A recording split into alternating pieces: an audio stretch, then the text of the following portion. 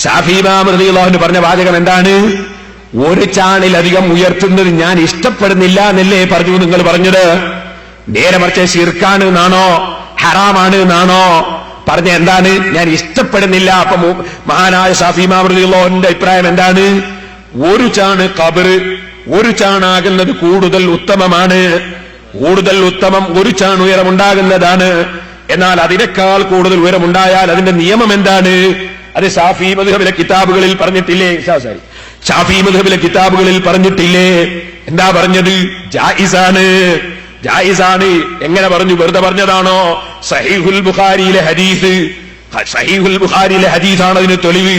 സഹീഹുൽ ബുഖാരി കാണാം. വഖാല ഖാരിജത്ത് ഇബ്നു സയ്യിദ് റളിയല്ലാഹു അൻഹു പറഞ്ഞു, റഅയ്തുനി, എന്നെ ഞാൻ കാണുന്നു, വനഹ്നു ശുബ്ബാനുൻ, ഞങ്ങൾ ചെറുപ്പക്കാരായിരുന്ന സമയം, ഫീ സമാനി ഉസ്മാൻ റളിയല്ലാഹു അൻഹു, ഉസ്മാൻ റളിയല്ലാഹു അൻഹു ഭരിക്കുന്ന കാലത്ത്, വഇന്ന അസദ്ദനാ വസുബത്തൻ, ഞങ്ങളെ കൂട്ടത്തിൽ ഏറ്റവും ഉയരത്തിൽ ചാടാൻ കഴിയുന്ന വ്യക്തി, അല്ലദീ യസിബു ഖബ്റ ഉസ്മാൻ ബിൻ മഗ്ഊൻ, ഉസ്മാൻ ബിൻ മഗ്ഊൻ റളിയല്ലാഹു അൻഹുവിന്റെ ഖബർ ചാടിക്കടക്കുന്ന ആളാണ്.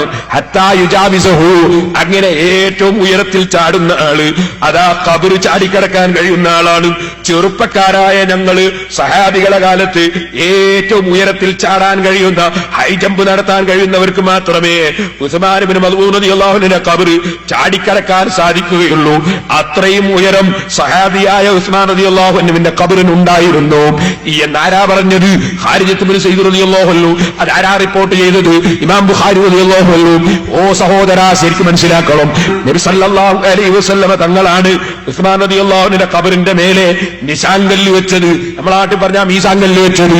അങ്ങനെ അള്ളാഹുവിന്റെ റസൂലിന്റെ കാലത്ത് തന്നെ മറവ് ചെയ്യപ്പെട്ട ഉസ്മാൻ ഇബ്നു മദ്ഊൻ റളിയല്ലാഹു അൻഹുവിന്റെ ഖബറിന് അതിന്റെ ഉയരമാണ് വിവരിക്കുന്നത്. എത്ര? ഏറ്റവും ഉയരത്തിൽ ചാടാൻ കഴിയുന്നവർക്ക് മാത്രമേ ചാടിക്കിടക്കാൻ കഴിയൂ. ഈ ഹദീസിന്റെ വ്യാഖ്യാനത്തിൽ ശാഫിഈ ഇമാം എന്താ പറഞ്ഞതെന്ന് വ്യക്തമായി അറിയുന്ന മഹാനായ ഹാഫിദ് ഇബ്നു ഹജർ അൽ അസ്ഖലാനി റളിയല്ലാഹു അൻഹു ഫത്ഹുൽ ബാരിയിൽ ബുഖാരിയുടെ സറഹിൽ പറയുന്നു, വഫീഹി ജവാസു തഅലിയത്തുൽ ഖബ്രി, ഖബർ ഉയരൽ ജായിസാകും എന്നതിന് ഇതിൽ തെളിവുണ്ട്. ഖബർ ഉയർന്നാൽ അത് ഹറാമല്ല, ശിർക്കല്ലെന്ന് മാത്രമേ ഹറാമോ ഇല്ല, അത് ജായിസാണെന്നതിൽ തെളിവുണ്ട്. അത് തന്നെ ഇമാം ഖസ്തല്ലാനി റളിയല്ലാഹു അൻഹു പറയാണ്. എന്താ പറയുന്നത്? അതേ മുനാസബത്തു ذلك للترجمة من حيث إن وضع الجريد على القبر يرشد إلى جواز وضع ما يرتفع به ظهر القبر على الأرض. അതേ ഉയരമുണ്ടാകുന്നത് ജായിസാണെന്നതിന് തെളിവാണ്. അപ്പൊ ഇമാമിങ്ങളൊക്കെ പറഞ്ഞ എന്താണ്? ഒരു ചാണായാൽ ഏറ്റവും നല്ലതാണ്, ഉയർന്നാൽ അതിന് തെറ്റില്ല എന്നാണ്. ഇനി സഹോദരാ, ശരിക്കും മനസ്സിലാക്കി. ശാഫിഈ ഇമാം പറഞ്ഞു മനസ്സിലായി.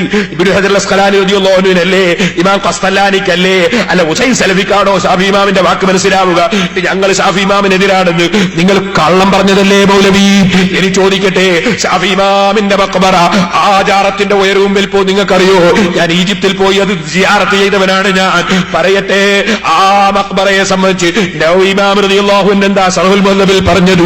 ആ മഖ്ബറയെ സംബന്ധിച്ച് പറഞ്ഞത് ശാഫിഈ ഇമാമിന്റെ ബഹുമാനത്തോട് യോജിച്ച മഖ്ബറ എന്നല്ലേ പറഞ്ഞത്? യോജിച്ച ഖുബ്ബ എന്നല്ലേ പറഞ്ഞത്? നവവി ഇമാമിനെക്കാട് ശാഫിഈ ഇമാമിന്റെ വാക്ക് തിരിയുന്നവൻ ആരാണ് മൗലവി?